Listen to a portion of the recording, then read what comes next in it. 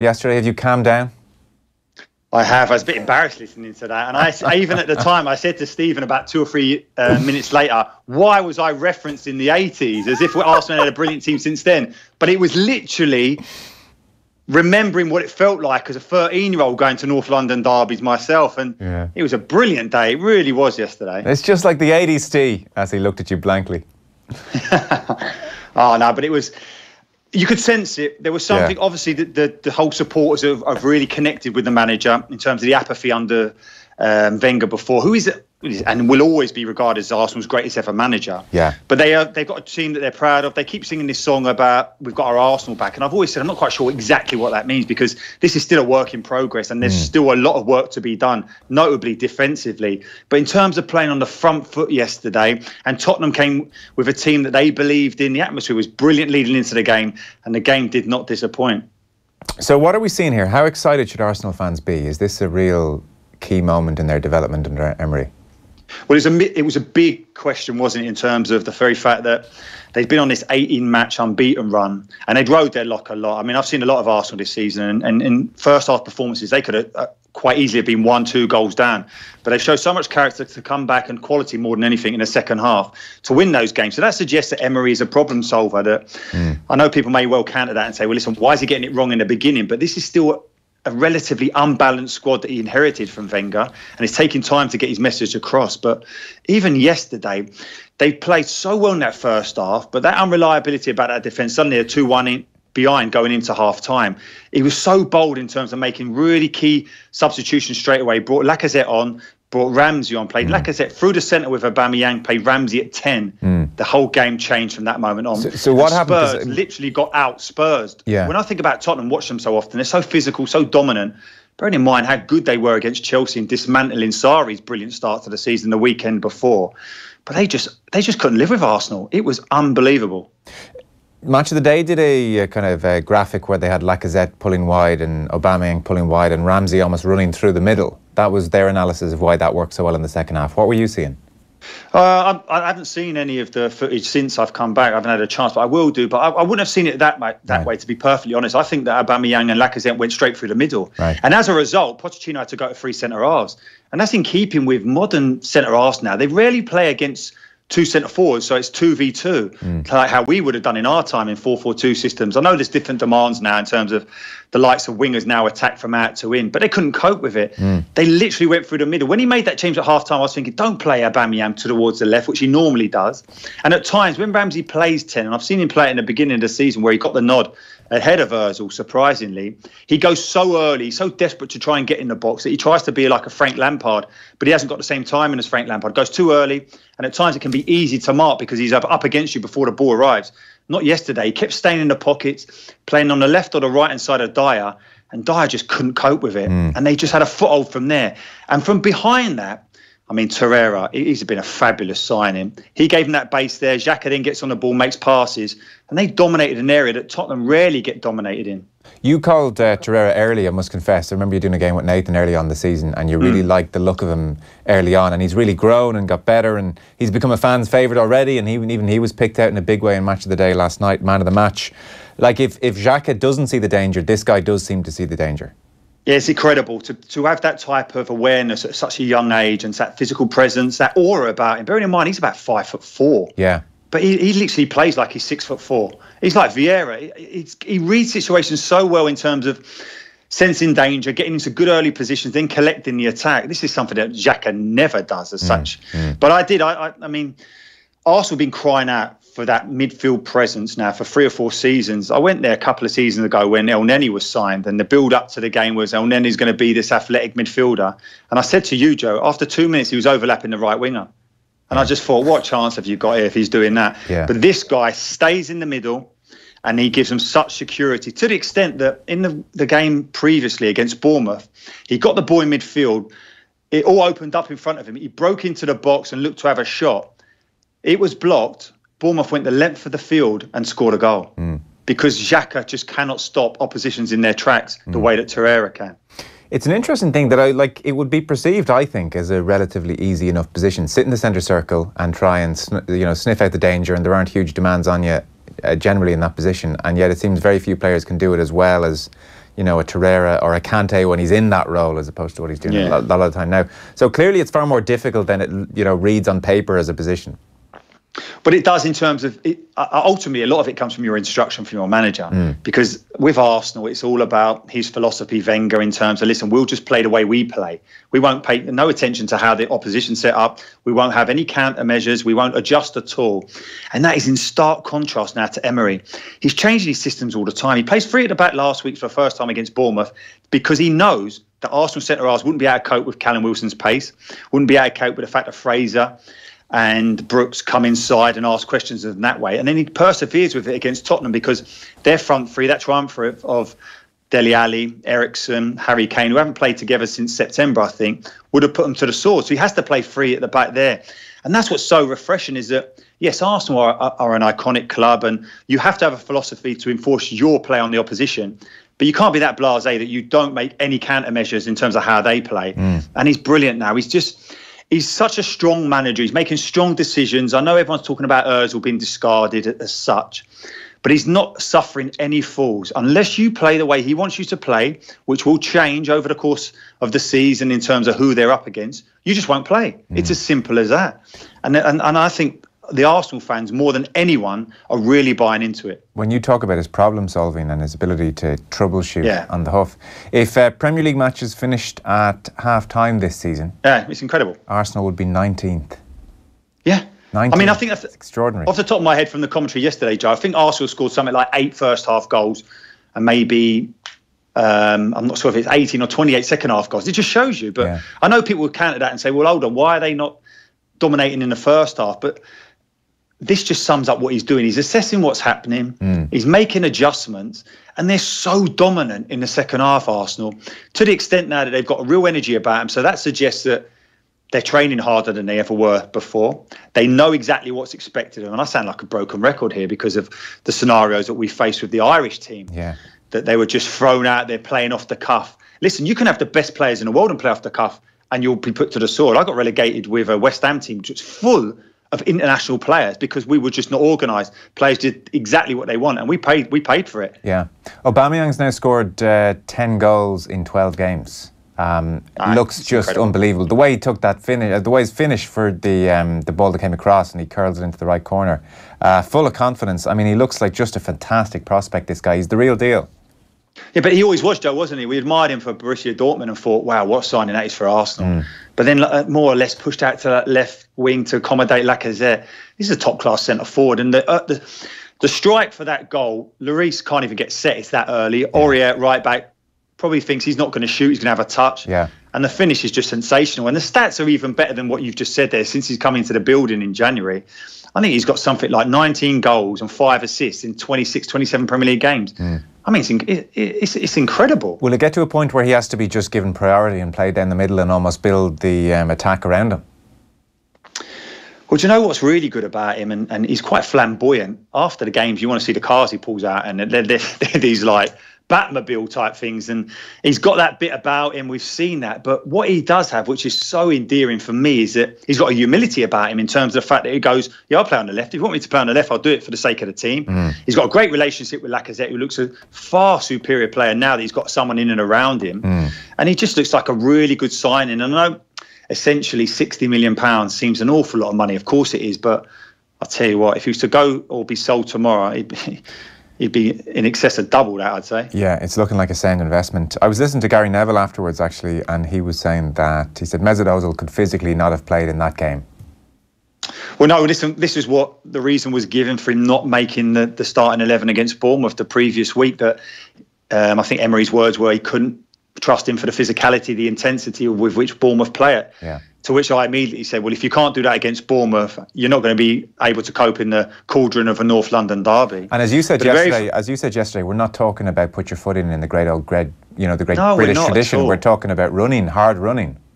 Yeah, and listen, we both have noticed a marked improvement in that under Emery as such. The only reason he can possibly have been on the bench, not on the bench yesterday, as we said, is because he's had a sulk about it. But you know, actually, he had a back spasm, actually, yesterday. No, listen, he had a back spasm, but that may be a No, that is the one injury that you always throw out. If you're not happy with the manager, you say, my back's hurting me, because you can't prove whether or not it is. Okay. So as soon as I heard it was a back spasm, I was like, listen, they've had an argument. Okay. Listen, let's have a back spasm because you can't prove it. Okay, interesting. Right.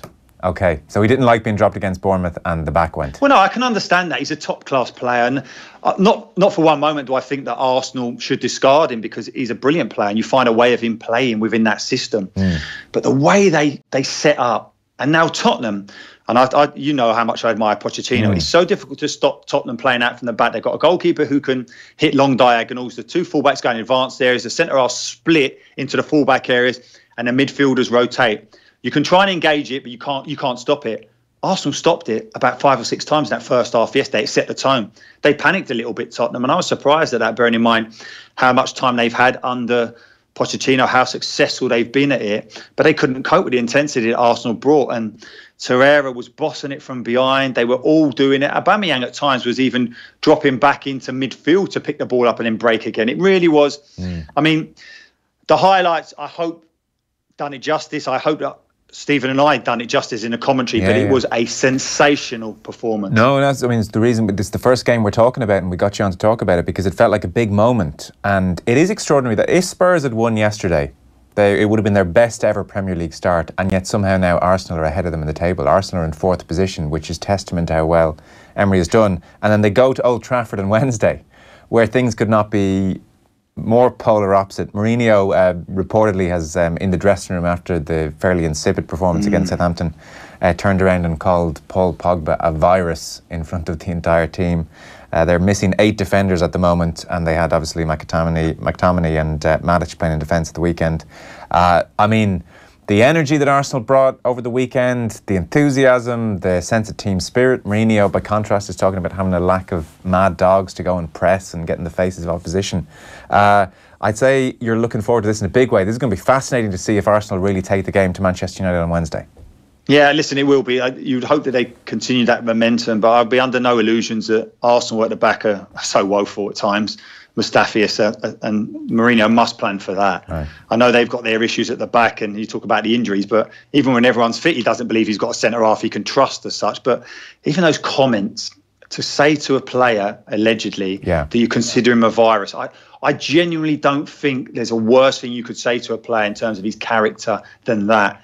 Now, how he reacts to that Pogba, even if he had the mindset of, I want to prove you wrong, I just don't see that. I think that relationship's gone beyond repair now, and I just don't know what is happening at Manchester United. They're just unrecognisable from what you normally associate with them in their Premier League heydays. Yeah, I would. People had started saying a few months ago Mourinho just wants out, and I would never have really believed that. You know, this was the club he dreamt about managing for such a long time.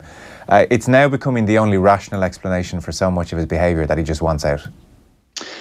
Yeah, I mean, he's had the similar scenario with the Chelsea players, didn't he, when he took them on? And that was after winning the league the season before. So those players down tools on him. I don't for one moment think that United are the same type. I don't think they have those similar type of players who would do that. But I never bought into the fact, as much as Mourinho said that this was his dream job, I never saw it as a natural fit. I just genuinely didn't. I think Mourinho's a brilliant manager. People may well say he isn't, he's a past or a has been. That's nonsense. He's a top manager. They've just recruited poorly in terms of getting a player in his ilk, how he wants his teams to play. And I think with the likes of the investment you've had in Pogba, Sanchez, and he just doesn't rate them. They don't rate him. It's just an absolute mess. And I think it's going to take a long time for them to recover, United. Yeah. Quick fire points before we let you go then. The Ballon d'Or has been named as we speak. They're listing out the players as we go. So the most recent name was N'Golo Kante, who's finished 11th. Interestingly, Pogba 15th on the list. We have Neymar 12th, Suarez 13th. Where's Varane? Who? Varane, the Real Madrid centre-half. Is he not on it? Unless he's in the top 10. Let me flick down. We've gone the top 29. Lloris, Isco, Oblak, Mandzukic, Becker, Marcelo, Ramos. The usual, isn't it? It's never defenders. He's a World Cup winner. He's a Champions League winner. Well, hang on. He might be in the top 10. Well, reveal it then. They haven't revealed it themselves. We're counting down. Nkante's the most recent. Sorry, I thought you had the list in front of you and you couldn't see it. Well, I do, but we're down to N'Golo Kante, who's number 11. So we'll have a look out for your guy in the top 10. Basically, it seems like Modric is tipped for the first time in a decade to break the Messi-Ronaldo hold on it. Would you give it to Modric after the year he's had, the World Cup he's had? I think he's been fantastic. Of course he has, in terms of getting there, driving Croatia to the final. Listen, I don't for one second think he's a one-man team, but he's certainly the star man there and the captain. But I'd counter that with Varane at Real Madrid. He's actually won the World Cup, won the Champions League. So, I don't know, it's a difficult one. It really is. I think it literally goes down to personal preference, what you enjoy watching, as opposed to what someone's actually achieved. Yeah. Cannavaro would be the last defender, would he? Yeah, he probably is, actually. When he won the World Cup with Italy, yeah. Yeah, poor defenders. They don't get a look in. Listen, you can't win titles without defenders. Strikers win games, defenders win titles. I feel like this is not the first time you said this in your life. Before we let you go, Ireland, the group, we spoke yesterday and you were pretty positive about things, and Switzerland and Denmark and Georgia and Gibraltar, and certainly not being in with Germany and the Netherlands feels like a big result given those long 20 seconds when we were. When we spoke yesterday, we were wondering about the complexion of the game. So you're right. And we were talking about like the bargaining and the trading that would go on. It seems a computer largely dictates it now. So the days of going into a room and negotiating seem to be behind us, as far as I understand. But so we've got Gibraltar on March 23rd, followed by Georgia on March 26th. And then in June, it'll be Denmark away and Gibraltar at home. So we were wondering, what Mick might want. He's got the easy side of things first up in that double header in March. I know you were harking back to 01 and going to Amsterdam early doors. Different set of circumstances. A new manager, will he be happy with that, do you suspect? Yeah, I think he'd be delighted. I think there's an opportunity to have a good start, a positive start. I think even the very fact that he's saying he's potentially got a meeting with Declan Rice is another feather in Mick's cap as such. We're hearing Declan Rice talking about it again. And I'm looking at that. I know exactly what's going to happen. There's going to be real good team spirit. He's going to tell them exactly what's thought of them in terms of what is expected of this team. They'll be drilled. There's a lot of time now until they meet up. I think the coaching and the training sessions will be really, really nailed on in terms of the message they want to get across. In terms of timing, the only thing, when I looked at that schedule, Denmark in June, I never like to see us playing when our league seasons are finished. Now, the Premier League will finish around about the May the 12th. The Championship, where the majority of our players will be May the 5th. So you're effectively talking about 3 or 4 weeks then until that big game. I probably would have liked it the other way around, that they had Gibraltar first, then Denmark. But listen, I know players look after themselves far better than and the sports scientists than ever was in our day as such. But I'd never liked that low after the season. The kind of intensity of playing suddenly drops down. It's very difficult to restart it again straight away in a game which will ultimately have a big say in what our outcome will be. And do you think it affects a lesser technical side, excuse the phrase, but do you think it does affect a lesser technical side more so than a Denmark or a team who'd be the perceived favourites? What, in terms of but their season? Just that it might. No. Almost the lack of intensity is more important if you're trying to harass and harry a team, as opposed to better team can pass the ball around and play their way into a game. Yeah, but listen, I expect this Ireland team overnight to evolve. I don't expect us to be sitting back and just be about never say die attitude. Mick McCarthy's teams will play on the front foot. There's no doubt about that in my mind. I expect us to put them on the back foot, and home or away, I know there'll be slight variations as such. We'll have the crowd driving us on in Dublin, and the fear factor more than anything will be back for the opposition, because I think over the last year, maybe 18 months, teams are coming to Dublin and they're thinking, I quite like this. Yeah. It never used to be like that. Yeah. We'd be in the tunnel and you could see them walking out of the old Lansdowne thinking, what are we in for here? The crowd would be up. They'd be looking at us lads. We'd be seething, spitting at them and literally just ready to go. And I don't think we've seen any of that, and I expect that to come back quickly, especially with the connection now that we'll have with the supporters who will be back on side. Okay, well, March 23rd, Gibraltar, and then Georgia on March 26th. We'll talk plenty in the meantime, I'm sure. Gary, thanks a million, much appreciated. Cheers, Joe. Good luck, mate. Off the ball on News Talk. The legendary production of Matthew Bourne's Swan Lake returns to Bord Gáis Energy Theatre for 1 week only. Reimagined for the 21st century, this thrilling and powerful interpretation is a passionate Swan Lake for our times. Matthew Bourne's Swan Lake from the 26th of February to the 2nd of March. The perfect Christmas gift. Tickets from €21 are on sale now. Booking fees may apply. See bordgaishenergytheatre.ie for details. It's the security of knowing that my business is protected by 24-hour high-tech surveillance. Top security, the sign of security. Now you have 3 great reasons to switch your family to VHI Healthcare. We're leading the way in family healthcare with exclusive access to our VHI Swift Care clinics, faster access to our VHI Pediatric Clinic, and now you can get 25% off all kids under 18 on all our One plans until February 28th. Switch today. Call 1890 444444 or search VHI Kids. VHI Healthcare. When you need us, we're there. Terms and conditions apply. VHI Healthcare DAC trading as VHI Healthcare is regulated by the Central Bank of Ireland and is tied to VHI Insurance.